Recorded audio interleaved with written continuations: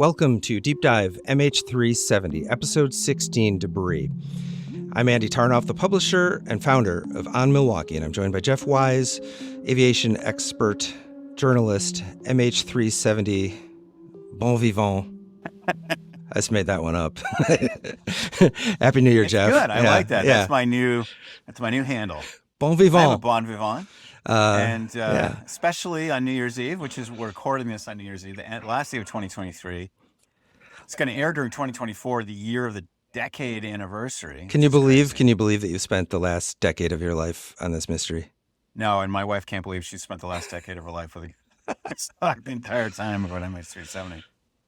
But this will be the year. Maybe this will be the year. This will be the year that we are going to present our answers that we've been presenting, the evidence, and hopefully someone will do something about it. It's not so much the answers as like, let's talk about how to talk about this mystery. How can we really deal with this constructively? Because it's really been sort of lost in this fog of just kind of, free-flowing, ungrounded theories. And it's just nothing has built upon something else. We want to build like a ziggurat of knowledge, like fact upon fact upon fact, building the hypotheses, testing the hypotheses, understanding what might have happened, what definitely didn't happen, and just really trying to bring clarity to this mystery. So it's been quite a journey. 2023, of course, will always be remembered as the year in which we started this podcast. And Andy, you came to me after this documentary aired on Netflix, and we kind of just decided to give it a go. Yeah. And here we are, 16 episodes. Right. So I pulled a bunch of stats last night as we were prepping for the show, but we'll talk about that in the moment in a little bit. But I think that we should jump into this thing. Yeah, let's get into it. So this is another interesting episode because it moves the story forward. In the last episode, we talked about the seabed search,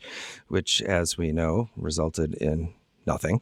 A lot of money, a lot of time was spent. It was October 2014, and the plane had been missing for 8 months. Everyone had hope in finding, hopefully, the black box or at least some pieces of something. And not only did they not find anything, it ultimately is what led them to give up. But people had not forgotten about the concept of floating debris. Let's talk about that a little bit. Yeah, I mean, let me just say, though, that when they started the seabed search, when they were scanning the bottom of the ocean, and they started that in October of 2014, about 8 months after the plane went missing, it was going to be like a 2-year-long process, and they wouldn't find anything. But that itself is not nothing. Right? That's actually really something, because they searched a huge area, ultimately the size of Great Britain. The fact that it wasn't there in Bayesian terms, as we're looking at this from Bayesian terms, that actually is a huge amount of information. It really cuts down from one hypothesis and puts the probability higher on other alternative hypotheses. So I don't want to minimize what they achieved. They spent a lot of time and money, and they really achieved something important. However, that's not what we're talking about today.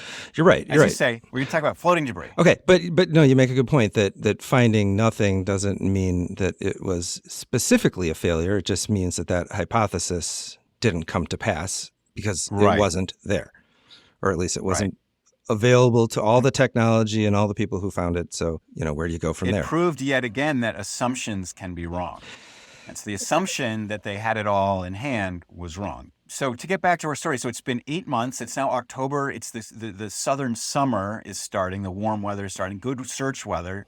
People are starting to ask, what about, while we're staying, we're starting to, we're starting this new process of the seabed search. We're optimistic about that going forward. But in the meantime, what's going on with the debris? Because by now it's been 8 months, and if you think that the plane went more or less where the search area is, then in the intervening 8 months since the crash, there should have been a lot of debris because we know that a plane hit the ocean. This should have made lots and lots of pieces. And those pieces should have, first of all, probably been seen from the air if they were looking in the right place. And then secondarily, those pieces eventually should have washed up somewhere. Back in 2014, then Prime Minister of Australia, Tony Abbott, had a quote that, once again, I've heard a lot of official quotes that in retrospect, maybe Monday morning quarterbacking these things, I'm like, that doesn't really make sense.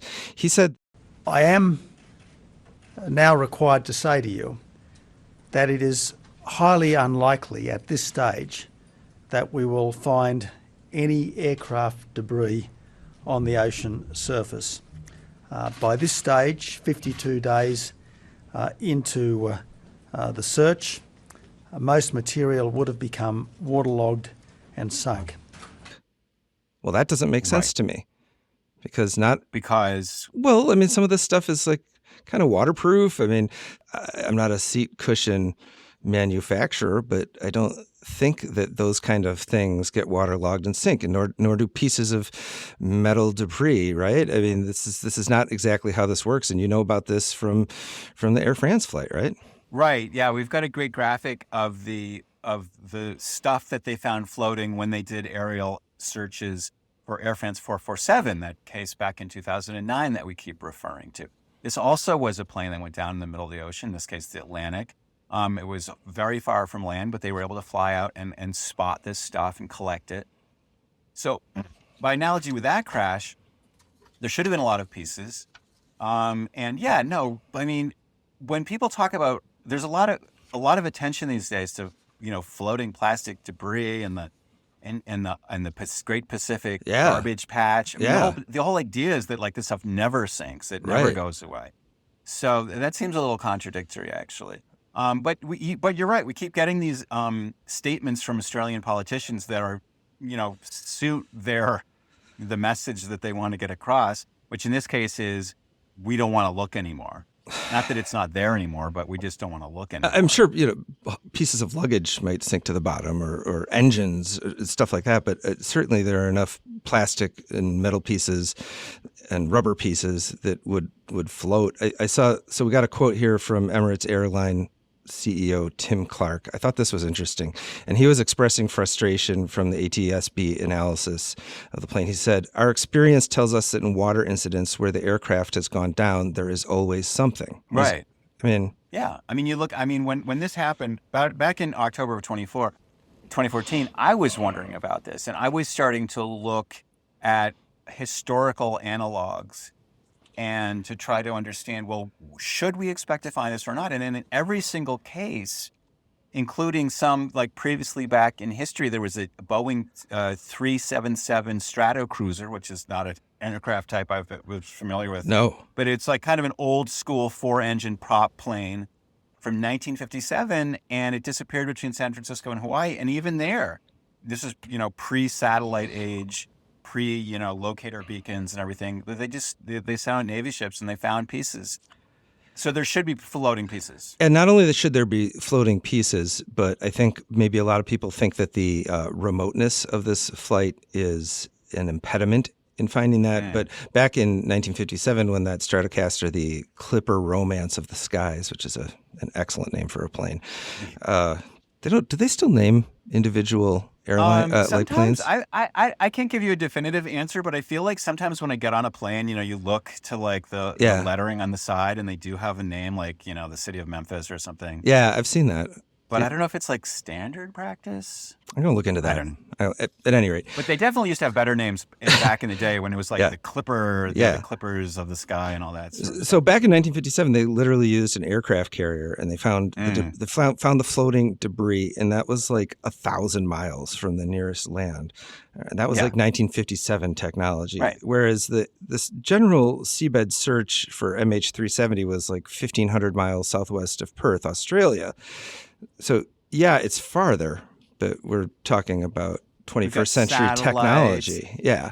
We've got like much more reliable aircraft and longer range and faster and all that. So, there's this real kind of growing sense of, wait a minute, why isn't there any floating debris? There should be, because at this point, literally all we have are these mathematical pings that no aircraft has really generated by themselves before.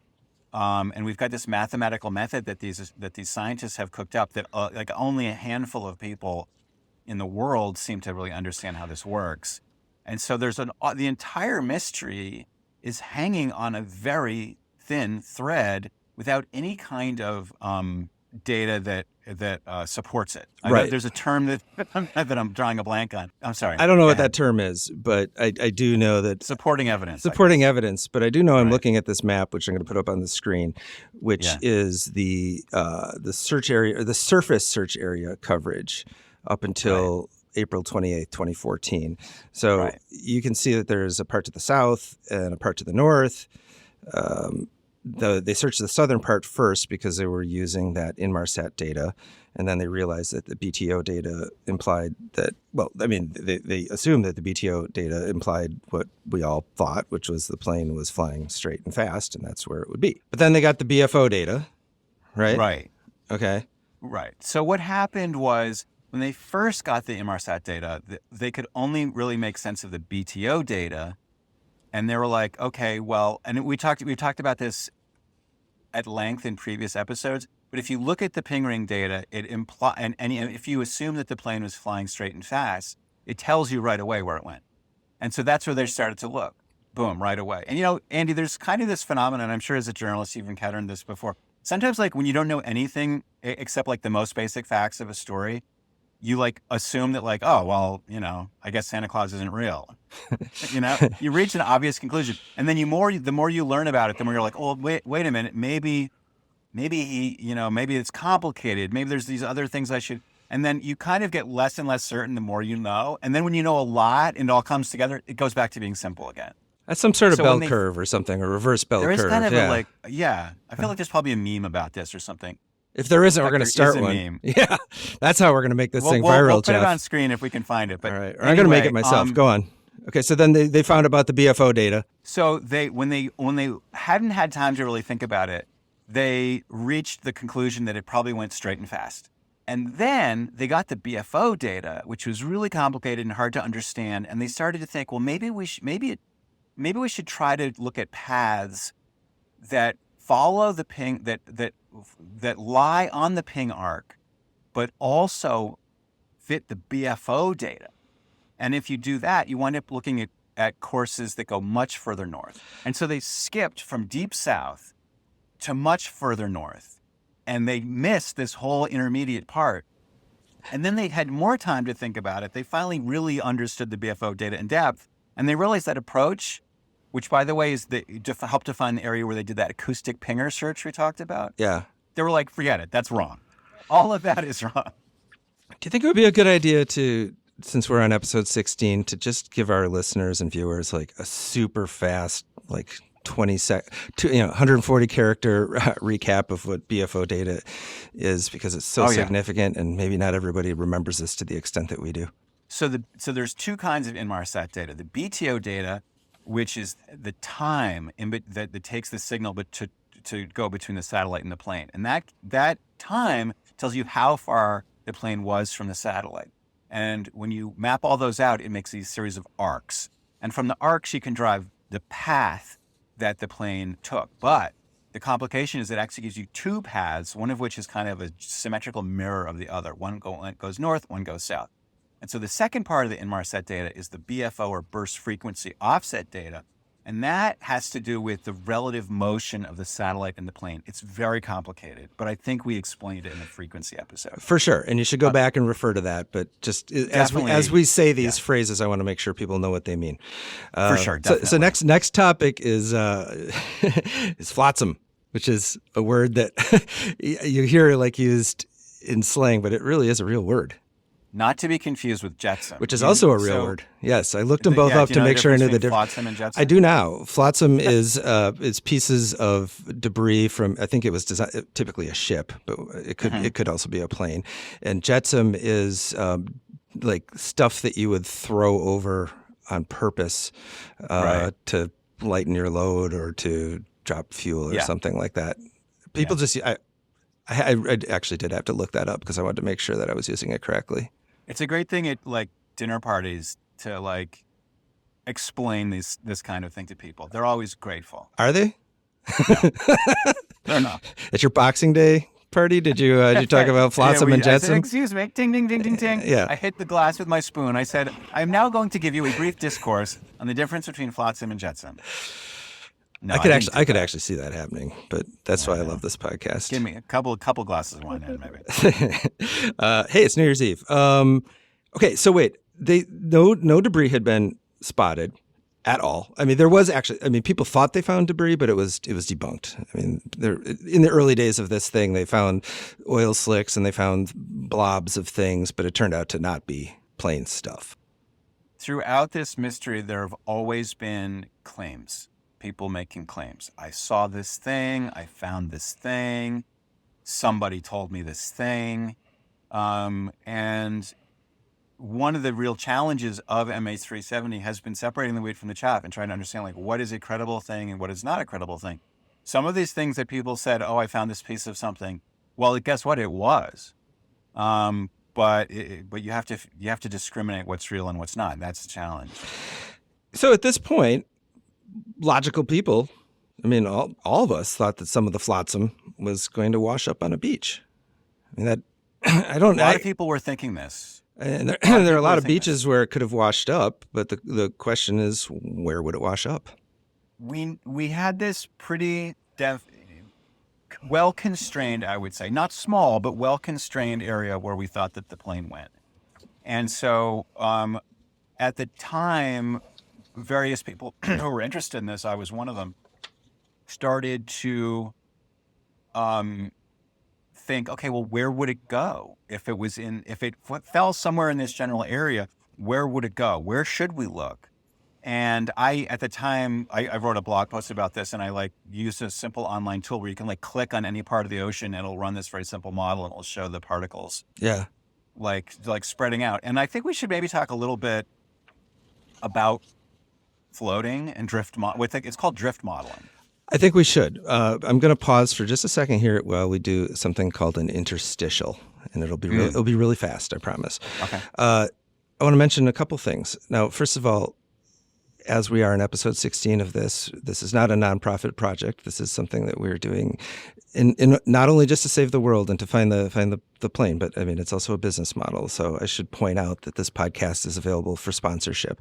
I spent many hours compiling the analytics last night on all the different platforms that this exists, both on video and audio. So whether it be YouTube or Facebook or Apple Podcasts or Spotify or Amazon Music. And it turns out that the numbers are really good, Jeff, and they're continuing to grow. So I would like to briefly mention that there are sponsorship opportunities. And should anyone be interested in that for their business, they can find more information both at deepdivemh370.com, or they can quite simply email me. And my email address is andy@onmilwaukee.com. As they say in the billboard business, your message here. Exactly. And it could be a very powerful way to connect with a very interesting and growing audience.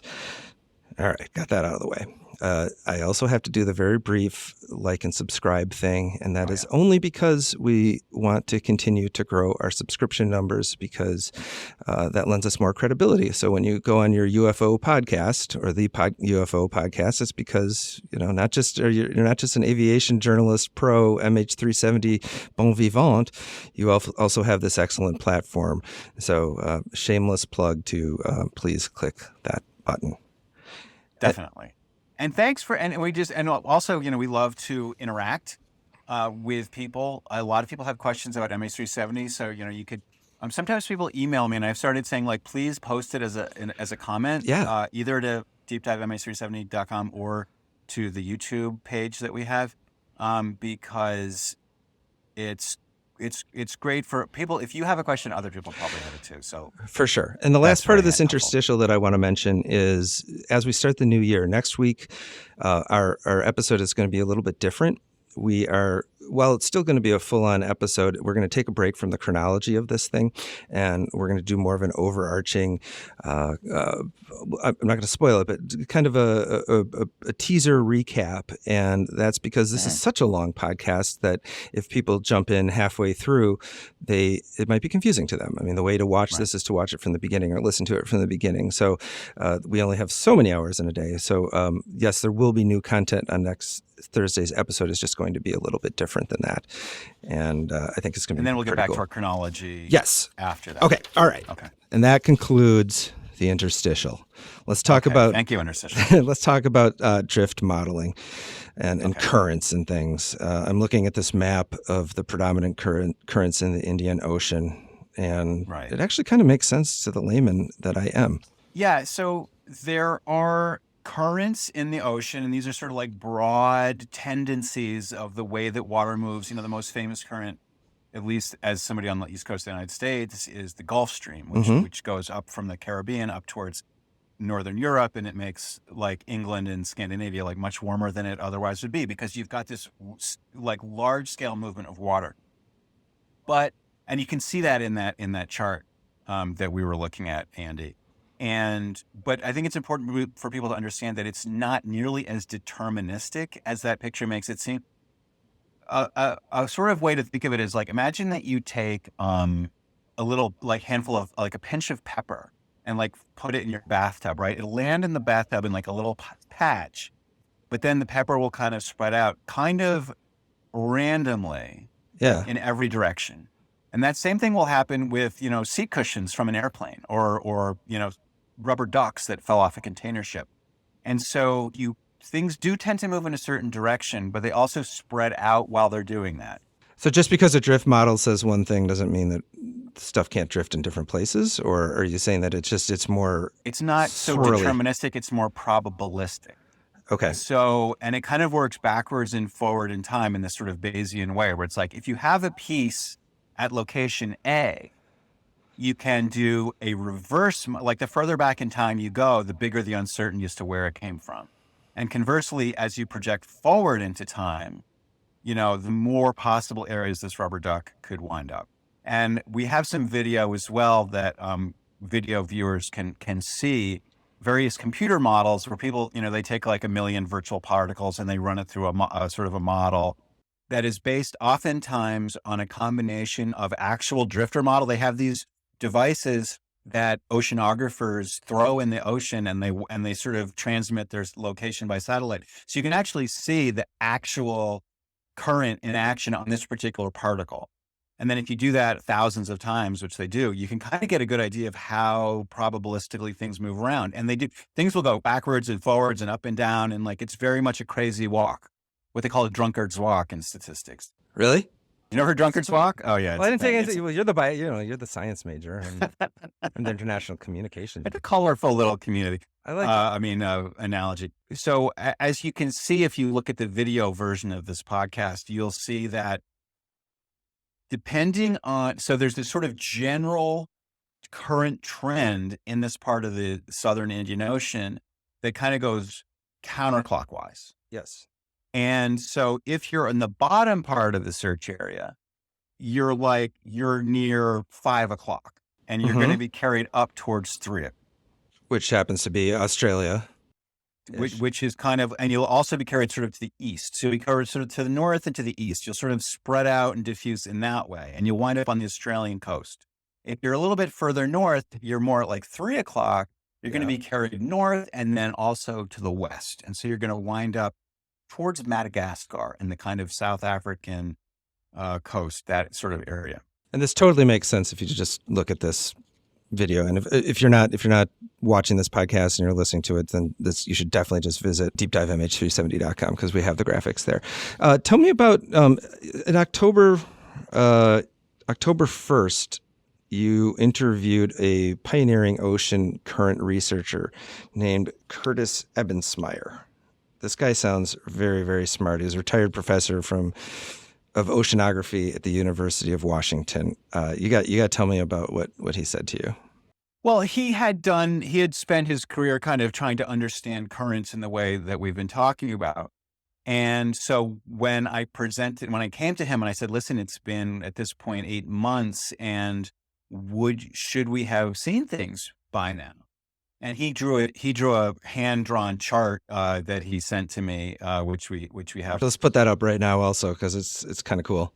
So he basically is like, there should be pieces in Australia, kind of right now.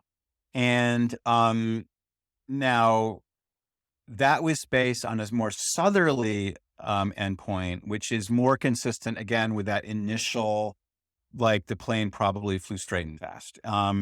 And so that then it got me wondering, well, okay, is anybody in Australia looking on the beaches? And the answer was yes, a ton of people in Australia are looking on the beaches. Yeah, so because he could even tell you how quickly this wreckage would have traveled. He said that if it was in that area, it would have been going 5 to 10 miles per day. And those computer models of drift patterns suggest a similar conclusion. So sure enough, you got those beach guys those beachcombers in Australia who were kind of on high alert. They were on high alert. I mean, and not necessarily in an official way. I mean, you didn't need to like sound the fire horn and put out an APB.